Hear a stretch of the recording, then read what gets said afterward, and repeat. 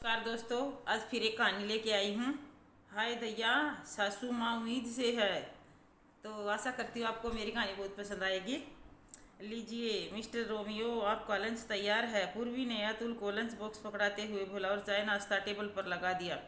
जल्दी से आ जाओ, मैं तब तक मम्मी और पापा को बुला लाती हूँ। ऐसा बोलकर पूर्वी अपनी सासू माँ को बुलाने उनके कमरे में गई। पूर्वी ने देखा उसकी सासू माँ फोन पर अपनी बहन से बात कर रही थी। पूर्वी की सासू माँ अपनी बहन से बोल रही थी, हाँ सुमन, अब तो गुड न्यूज ही है।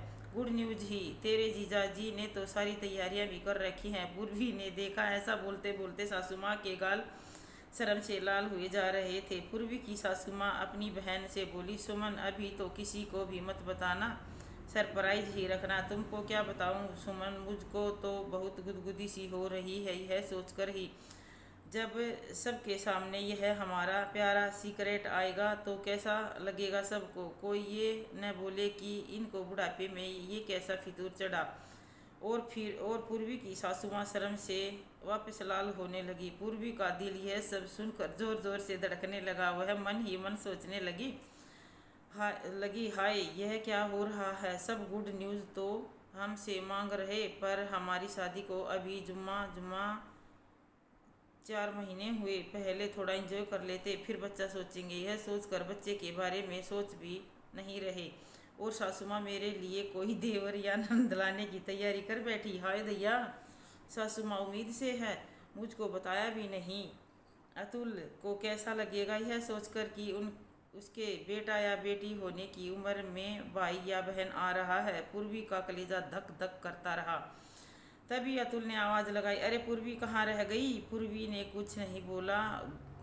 से कुछ नहीं बोला गया। वह तो चुपचाप आकर बैठ गई। तभी सब आ गई नाश्ता करने। पूर्वी सोचने लगी, अतुल को कैसे बताऊं। तभी मम्मी जी और पापा जी भी आ गए। पापा जी बोले, अरे बहू, आज तो तूने आलू के पराठे बनाए, बड़ा मज़ा आएगा नाश्ता करने में। पूर्वी की सासू माँ ने पराठा डाला प्लेट में। तभी पूर्वी के ससुर जी बोले, अरे पार्वती, कल तुमने इमली की चटनी के लिए कहा था मुझको। रात को मैं पाउच लेकर आया था। इमली की चटनी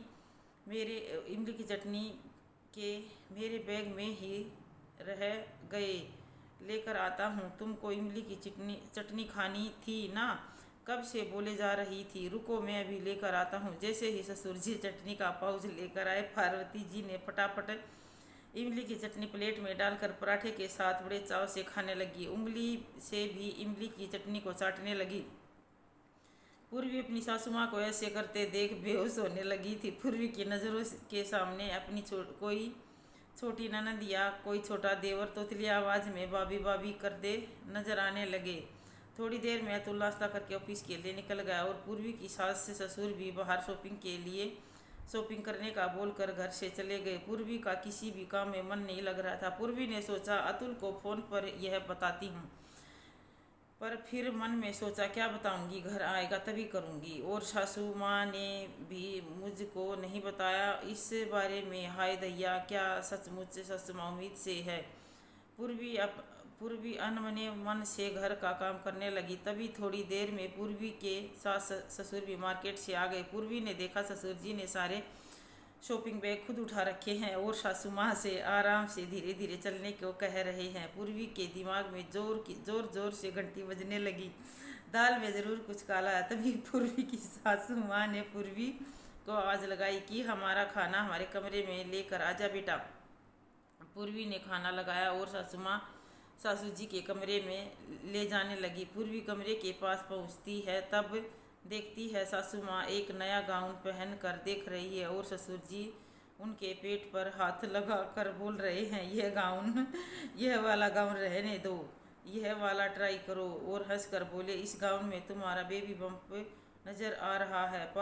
पार्वती जी भी इस बात पर मुस्कुरा दी। पूर्वी को देखकर दोनों बोले, अरे बेटा अंदर आओ। पार्वती जी बोली, देख बेटा पूर्वी, मैं 2-3 गाउन लेकर आई हूँ।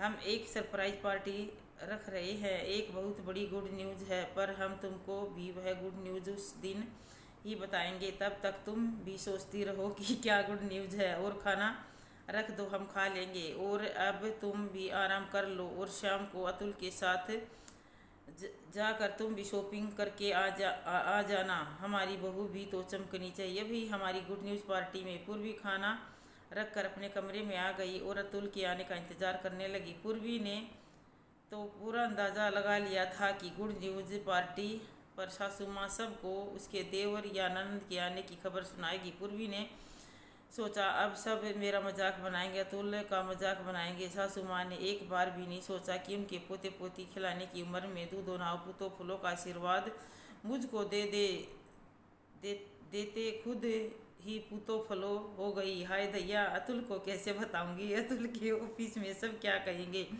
बेटा बेटी खिलाने की उम्र में भाई बहन खिला रहे हो।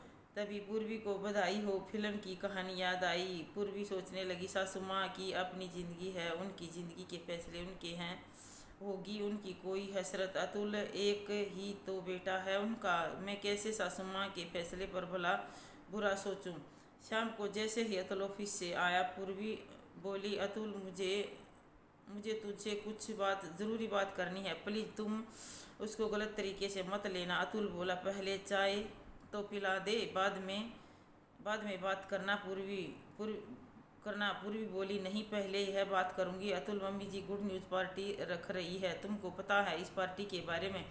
अतुल बोला, नहीं मम्मी, एक बार बोल रही थी उनका सपना पूरा होने वाला है कोई, तो जब वह पूरा हो जाएगा तब गुड न्यूज़ पार्टी रखेगी। मम्मी ने बोला भी था कि तुझे एक बात बतानी है पर अभी बताई नहीं। पूर्वी बोली, अतुल तुम भाई बनने वाले हो। अतुल पूर्वी की तरफ देखता और जोर जोर से मुस्कुरा कर बोला, पागल हो गई हो क्या? तुम्हारे मुंह से बाप की जगह शायद भाई निकल गया। और पूर्वी को खुशी से देखते हुए बोलता है, तुम सच बोल रही हो ना पूर्वी? मैं बाप बनने वाला हूँ। पूर्वी बोली, मैं मजाक नहीं कर रही अतुल, मम्मी जी उम्मीद से है। अतुल बोला, दिमाग खराब हो गया तुम्हारा, कैसी बातें कर रही हो? पूर्वी बोली, तुमको मेरी बात पर विश्वास नहीं तो चलो अभी मम्मी से पूछ लेते हैं। और इसमें दिमाग खराब होने वाली कोई बात नहीं, यह उन दोनों का फैसला है। अतुल का चेहरा देखने लायक था, उसे इंतजार नहीं हुआ। वह जल्दी से पूर्वी को लेकर अपने मम्मी पापा के कमरे की तरफ चला गया और अपनी मम्मी से बोला, माँ देखो आपकी बहू क्या बोल रही है। पार्वती जी बोली, क्या बोल रही है बेटा? अतुल बोला, क्या बताऊँ माँ, मैं आपको माँ यह बोल रही है कि आप कोई गुड न्यूज़ देने वाली हो, मतलब आप उम्मीद से हो मैं किसी का भाई बनने वाला हूँ। अतुल के मम्मी पापा दोनों यह सुनकर जोर जोर से हंसने लगे।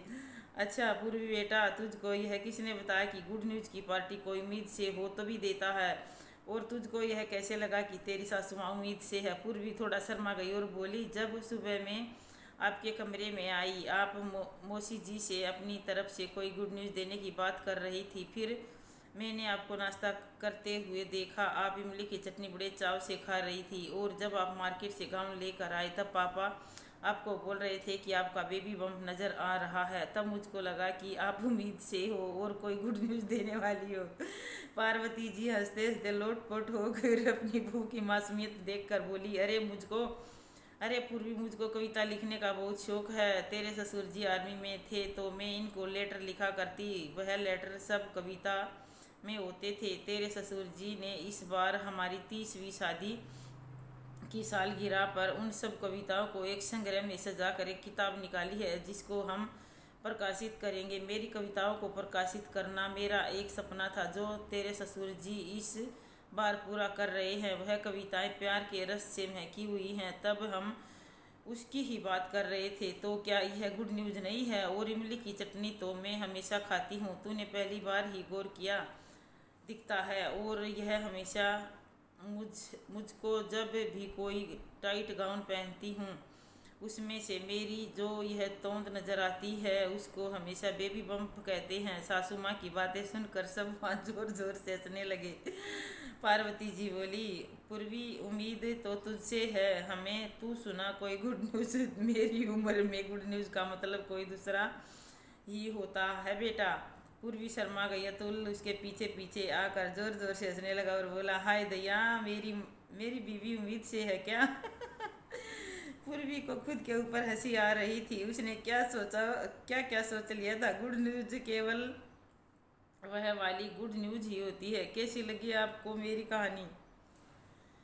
प्लीज़ कमेंट करके बताइएगा, लाइक करना और अपने ग्रुप में शेयर भी करना, और जो न्यू आए चैनल पे सब्सक्राइब कर देना। धन्यवाद।